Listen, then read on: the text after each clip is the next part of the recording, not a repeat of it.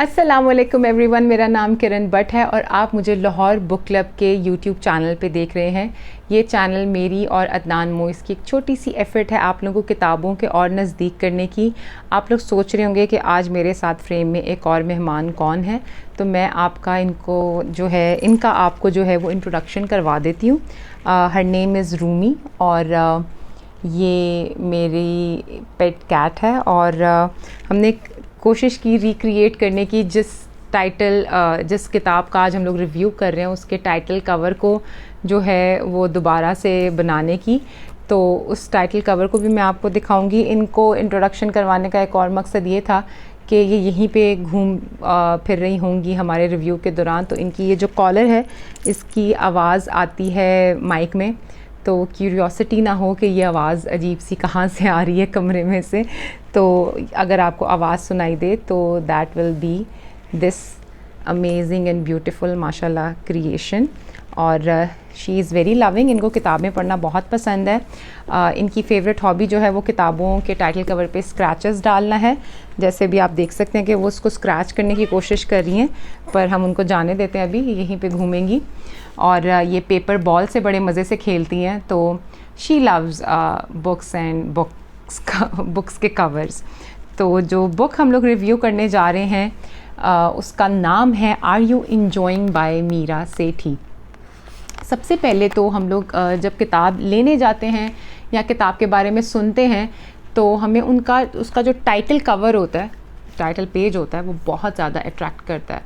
हम लोग कई किताबों के बारे में उसके अंदर क्या लिखा होगा, कैसी कहानी होगी, उसका अंदाज़ा भी जो है वो उसके टाइटल कवर से लगाते हैं। तो अगर आप इसका टाइटल कवर देख सकें, it's very colourful, very vibrant and जो टाइटल कवर है वो डिज़ाइन जिन्होंने किया है, बल्कि इट्स अ पेंटिंग ऑफ मिना मलिक, जो कि एक बहुत अच्छी पेंटर हैं। उनकी पेंटिंग्स मुझे बहुत पसंद है। और इस कवर में भी अगर आप देख सकें तो there is a cat sitting on a woman and apparently वो जो है टेलीविज़न देख रही हैं क्योंकि उनके हाथ में रिमोट कंट्रोल है। So it's a very colourful जो टाइटल है बुक का। और the name is are you enjoying by Meera Sethi. मैं इस किताब का बहुत बेसब्री से इंतज़ार कर रही थी। जब ये किताब आई तो आई थॉट कि मुझे ये पढ़नी चाहिए, लेकिन कुछ मसरूफ़ियत की वजह से फिर ये भी डिले हो गई। और मैंने एक दोस्त ने अपने किसी दोस्त के लिए गिफ्ट लेना था और हम लोग रीडिंग्स पे गए, वहाँ पे ये बुक नज़र आई तो आई थॉट कि I should also get this book. But at that time I got this book for a friend for his friend, तो उनको उन्होंने एज अ गिफ्ट देनी थी।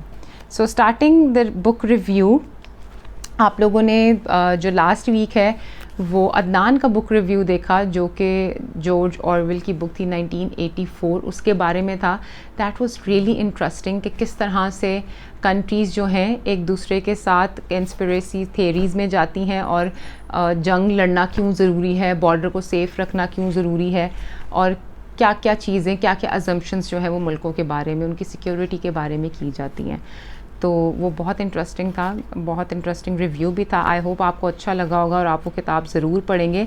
अगर आप हमारी रिव्यू की हुई किताबें पढ़ें तो प्लीज़ काइंडली हमें उसका फ़ीडबैक ज़रूर दें कि आपको वो किताब कैसी लगी।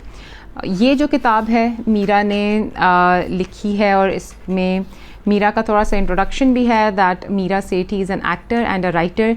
She grew up in London, Lahore. She grew up in Lahore and attended Wellesley College, after which Sethi worked as a book editor at the Wall Street Journal.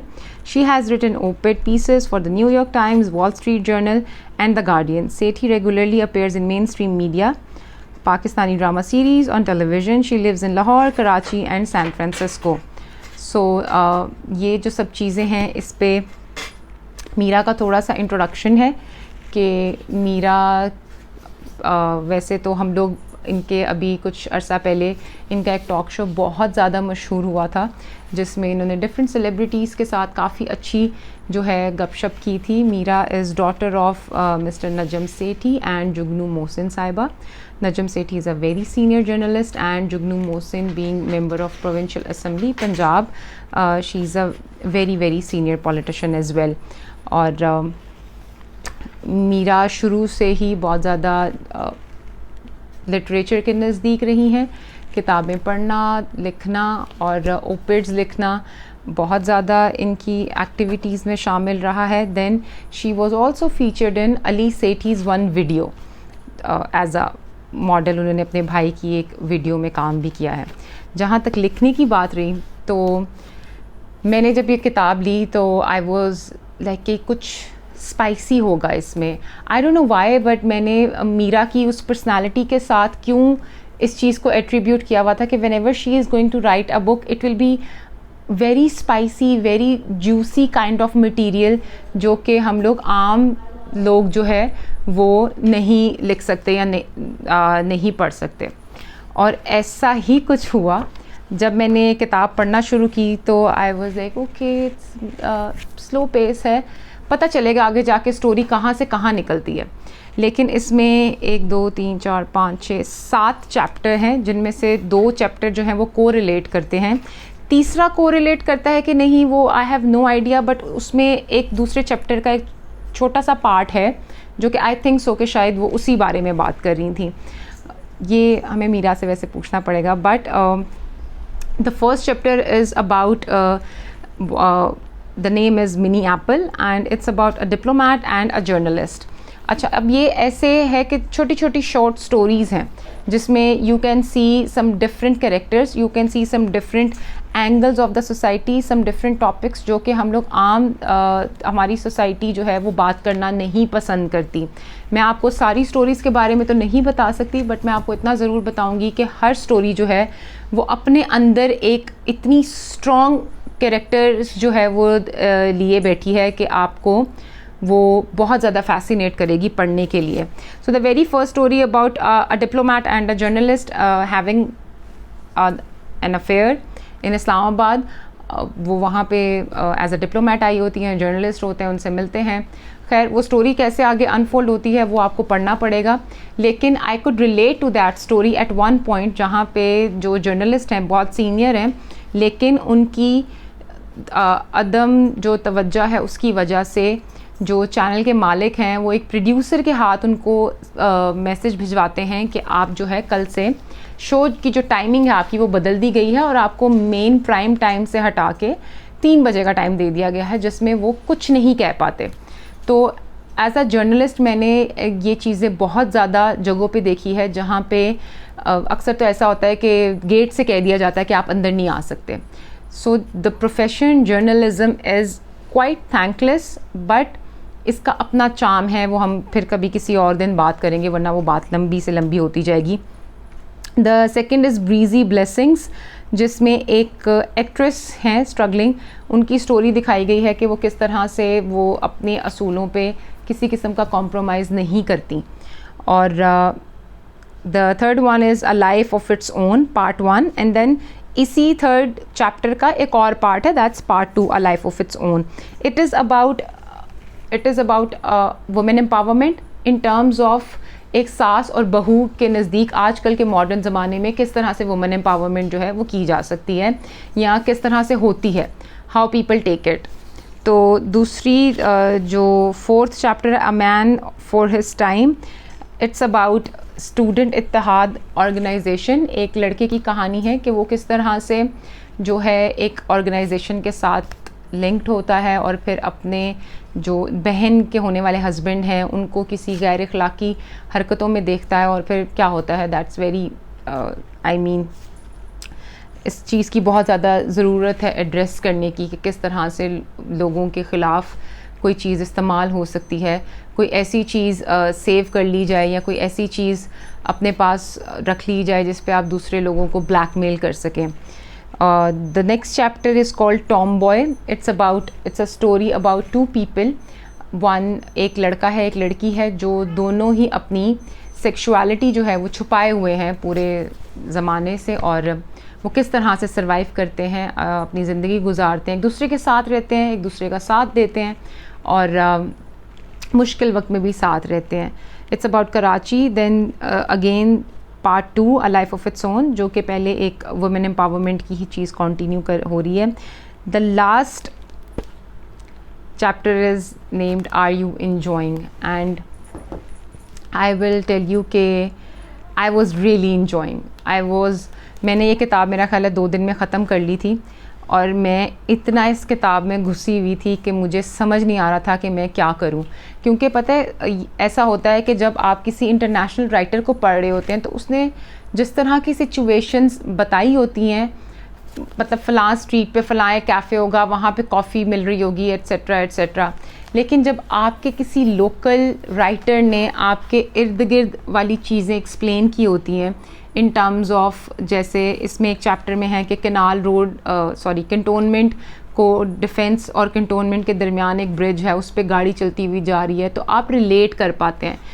For example एक कैरेक्टर का घर है कैंट में, तो आपको पता है कि वहाँ की सड़कें कैसी हैं, तो जब राइटर उसको लिख रहा है तो आप उसको अच्छे से इमेजिन कर सकते हैं। आपके दिमाग में वो जो एक पिक्चर चल रही होती है एक मूवी की तरह, वो ज़्यादा रियलिस्टिक होके चलती है कि हाँ ये तो मैंने देखा हुआ है, ये तो मुझे पता है कि ये ऐसे होगा, और आप उसको बेहतर अंदाज से जो है पिक्चर कर सकते हैं अपने दिमाग में। कुछ लाइंस जो इस बुक में बहुत स्ट्रॉन्ग है, and I can expect only these lines from Meera Sethi.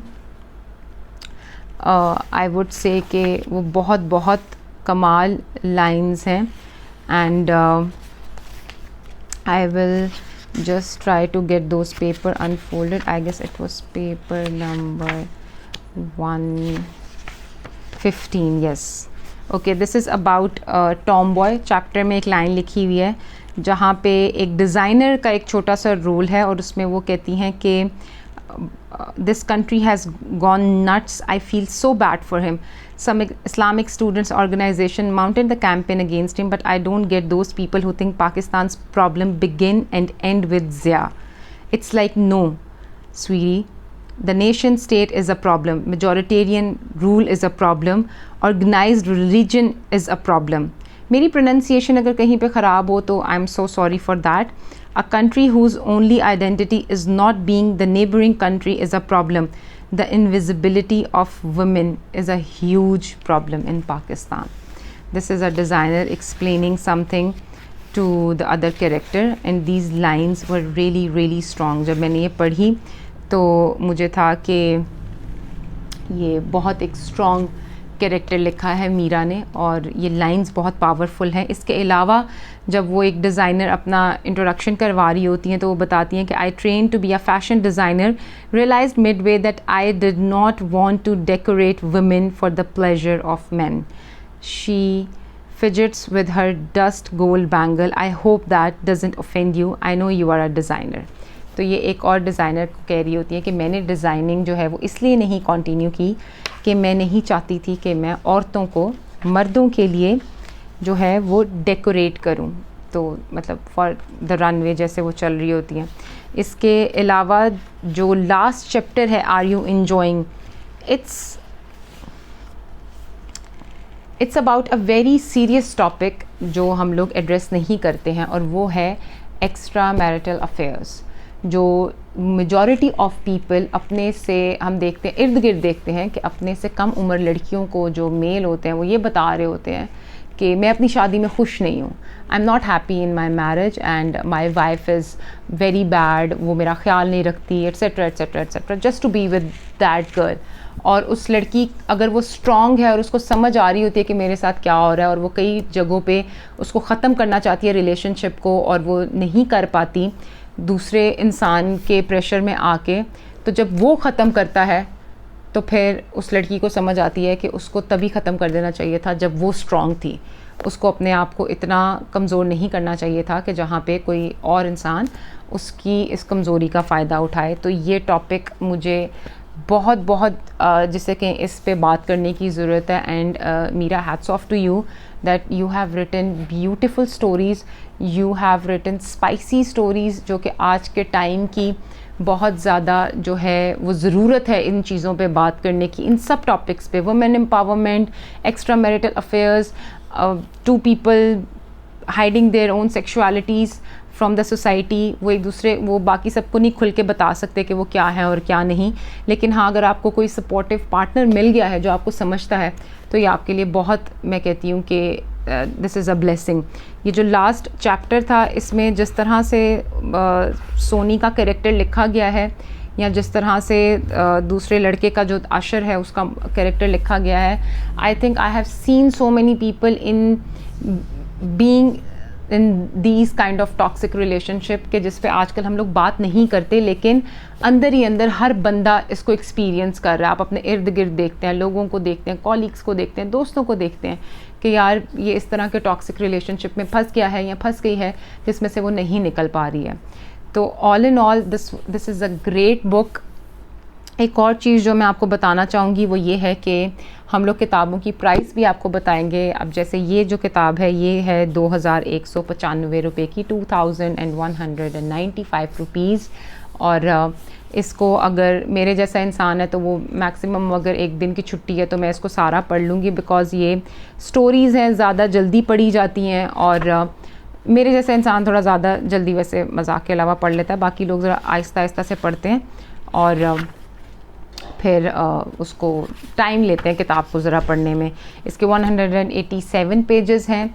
Paper quality is really good. आपको ये लिबर्टी बुक्स पे, रीडिंग्स पे इजीली मिल सकती है, बुक्स एंड बीन्स पे मिल सकती है, जो कि बहुत अच्छी एक जगह है जहाँ पे अगर आप जाएं तो आप किताब लेके बैठ के पढ़ भी सकते हैं।